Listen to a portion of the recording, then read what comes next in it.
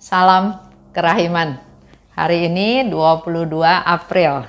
Kita akan baca dari 922, 930, dan 944. Dalam nama Bapa dan Putra dan Roh Kudus. Amin. 922. Hari ini aku memulai novena besar dengan 3 wujud. Ketika memulai novena ini, aku melihat seekor serangga kecil di lantai dan aku berpikir, bagaimana ia sampai di sini di tengah-tengah dinginnya musim dingin. Maka aku mendengar kata-kata berikut di dalam jiwaku. Engkau tahu, aku mempedulikan serangga itu dan menopangnya.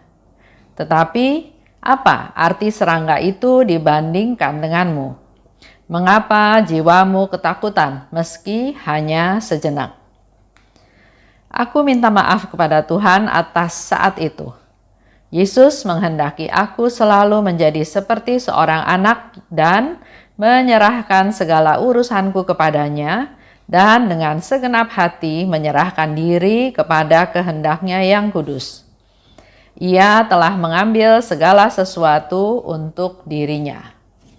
9:30. Oh Yesusku, meskipun aku akan pergi kepadamu dan engkau akan memenuhi aku dengan dirimu, dan itu akan membuat kebahagiaanku lengkap, toh aku tidak akan melupakan umat manusia. Aku ingin menyingkapkan selubung surga, sehingga bumi tak akan memiliki keraguan-raguan lagi mengenai kerahiman ilahi. Hatiku tenang kalau memaklumkan kerahimanmu. Jiwa mempersembahkan kemuliaan yang paling besar kepada penciptanya kalau ia berpaling dengan penuh harapan kepada kerahiman ilahi. 944. Ada saat-saat ketika aku tidak mempercayai diriku sendiri. Ketika aku merasakan kelemahan dan kejahatanku sendiri di dalam lubuk hatiku yang terdalam, sekaligus aku menyadari bahwa aku dapat menanggung saat-saat seperti itu hanya karena mengandalkan kerahiman Allah yang tak terbatas. Kesabaran, doa, dan keheningan. Inilah yang memberikan kekuatan kepada jiwa. Ada saat-saat ketika orang harus diam dan tidak tepat mengadakan pembicaraan dengan makhluk. Inilah saat-saat ketika orang tidak puas dengan dirinya sendiri dan ketika jiwa merasa lemah seperti seorang anak kecil. Kemudian jiwa itu berpaut pada Allah dengan segenap kekuatannya. Pada saat-saat seperti itu, aku hanya hidup dalam iman. Dan ketika aku merasa dikuatkan oleh rahmat Allah, maka aku lebih berani berbicara dan berkomunikasi dengan sesamaku. Suster Faustina memulai novena besar dengan 3 wujud. Di situ tidak disebutkan apa ya wujudnya ya, tapi yang menjadi perhatian dia adalah kok ada serangga kecil di lantai. Padahal itu sedang musim dingin. Di Polandia itu kalau lagi dingin, dingin sekali. Sampai sekarang pun masih banyak orang yang meninggal gara-gara kedinginan. Dalam hati Suster Faustina dia bertanya, bagaimana mungkin ada serangga kecil hidup di tengah dinginnya musim dingin. Ada kepedulian, ada kepekaan. Dia melihat sekitar dan memuji Tuhan. Meyakini, percaya ada suatu kekuatan, ada suatu kuasa. Sehingga dia berpikir seperti itu. Dan dia mendengar suara, engkau tahu, aku mempedulikan serangga itu dan menopangnya. Jadi hal yang kecil-kecil yang kelihatannya nggak ada artinya, nggak ada gunanya, Tuhan di sini mengatakan dia menopang dan mempedulikan serangga tersebut. Tapi apa artinya dibandingkan dengan engkau? Apa artinya dibandingkan dengan ibu bapak sekalian, dengan kita semua? Apa artinya serangga itu dibandingkan denganmu? Kenapa jiwamu ketakutan walaupun sejenak? Pertanyaan ini boleh menjadi pertanyaan kita semua juga terhadap diri kita masing-masing. Kita apakah sering merasa takut, merasa khawatir, merasa putus asa, merasa enggak berdaya? Di sini dikatakan, kenapa engkau takut walaupun sejenak? Jadi kalau kita bersama Tuhan, kalau kita berserah pada Tuhan, kita mengandalkan Tuhan, Tuhan mau hibur kita, Tuhan mau kasih tahu kita, jangan takut. Ada Tuhan, serangga aja Tuhan peduli, apalagi kita, ciptaannya, anak-anak yang dikasihinya. Dia datang ke dunia berkorban untuk kita semua supaya kita selamat. Oleh sebab itu, Suster Faustina katakan, aku minta maaf pada Tuhan atas saat itu, atas ketakutan, atas kekhawatiran, atas ketidakpercayaan. Yesus ingin aku seperti seorang anak. Mari kita juga belajar menjadi seperti seorang anak yang percaya penuh pada Bapa, tanpa khawatir hal-hal yang ada di sekelilingnya. Menyerahkan segala urusan pada Tuhan, menyerahkan diri dengan segenap hati pada kehendaknya yang kudus. Seperti anak kecil, ya, berserah total, percaya penuh pada Tuhan. Walaupun aku akan pergi kepadamu dan engkau memenuhi aku dengan dirimu dan membuat kebahagiaanku lengkap, tapi Suster Faustina katakan, aku tidak akan melupakan manusia. Aku ingin menyingkapkan selubung surga supaya bumi tidak ragu-ragu lagi akan kenal dengan kerahiman ilahi.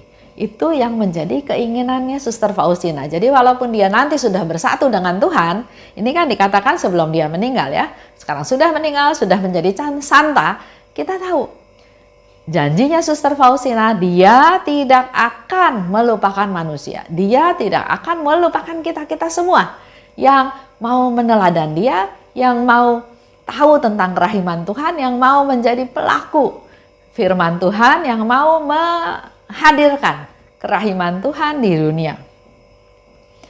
Mari kita juga bisa berdoa. Berdoa minta supaya Santa Faustina berdoa buat kita. Minta supaya Santa Faustina doakanlah kami. Hatiku tenang kalau memaklumkan kerahimanmu. Jiwa mempersembahkan kemuliaan yang paling besar kepada penciptanya kalau ia berpaling dengan penuh harapan pada kerahiman ilahi. Nah, pertanyaannya adalah, Bapak Ibu mau nggak mempersembahkan kemuliaan yang paling besar kepada Bapa? Kita mempersembahkan kemuliaan kepada Bapa, yaitu dengan berpaling dengan penuh harapan pada kerahiman ilahi.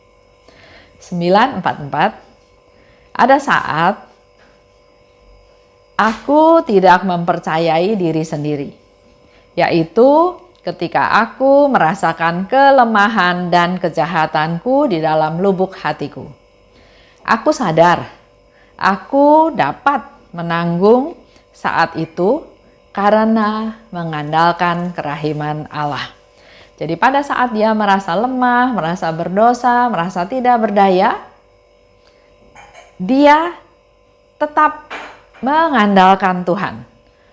Bisa menanggung penderitaan, kesusahan tersebut karena hanya mengandalkan kerahiman Allah.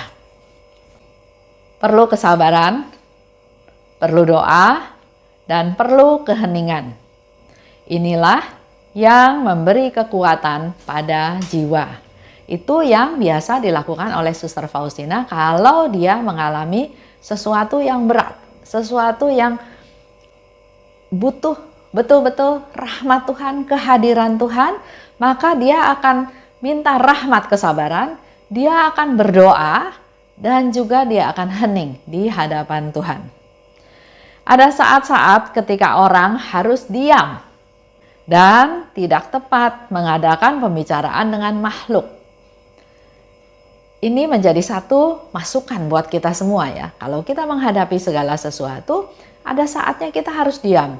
melakukan refleksi, mengevaluasi, merenungkan firman Tuhan, mendengarkan suara Tuhan. Dan jangan berkomunikasi dengan makhluk. Dan ketika jiwa merasa lemah, seperti seorang anak kecil, itu kita perlu diam. Jangan berkata-kata atau berkomunikasi dengan makhluk lain atau dengan makhluk-makhluk yang lain ya, tapi diam. Dalam diam kita bisa lebih peka untuk mendengar suara Tuhan.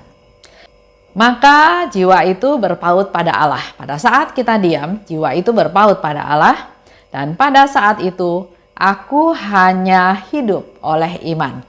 Percaya, ya, percaya.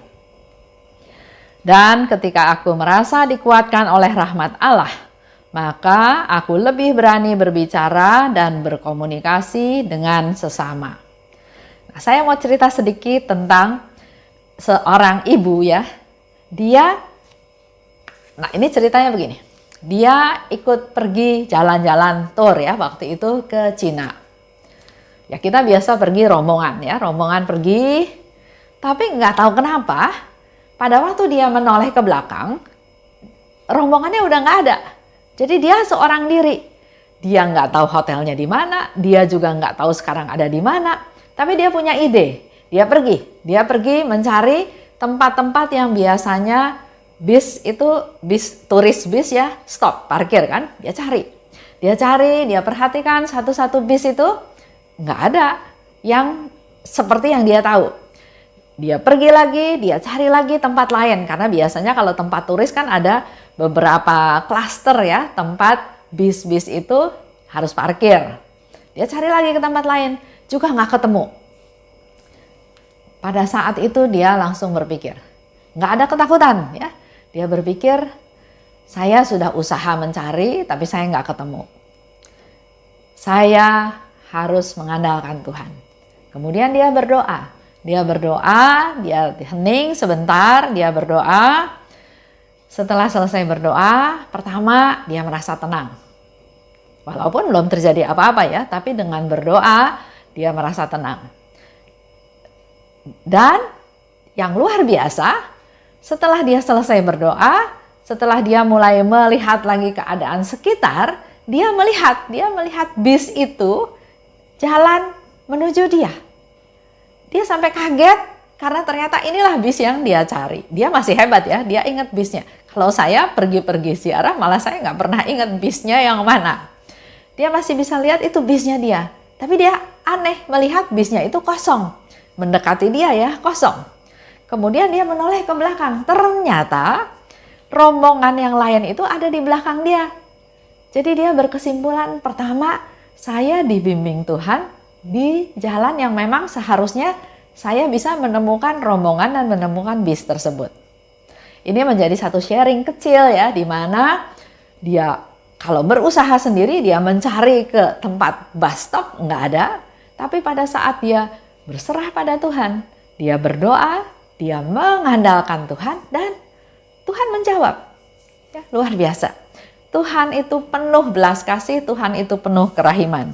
Oleh sebab itu, pada saat jiwa merasa lemah, merasa enggak berdaya, merasa enggak tahu harus lakukan apa, hening.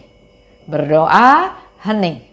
Biar Tuhan yang berbicara, biar Tuhan yang mengarahkan. Itu sedikit sharing untuk menguatkan kita semua. Tuhan selalu ada berserta dengan kita. Tuhan menunggu kita datang padanya. Tuhan ingin kita mengandalkan Dia. Yesus, Engkaulah andalanku. Amin. Dalam nama Bapa dan Putra dan Roh Kudus. Amin. Salam kerahiman.